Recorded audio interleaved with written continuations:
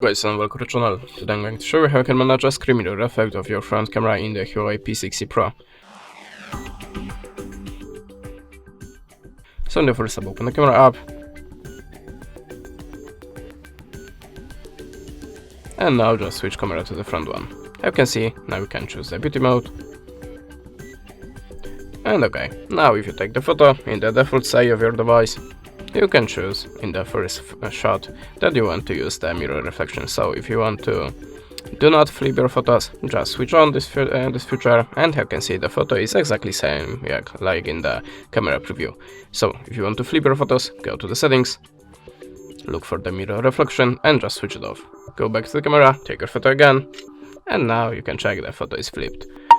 And that's it. Thanks for the watching, leave us a subscribe or a comment, and goodbye.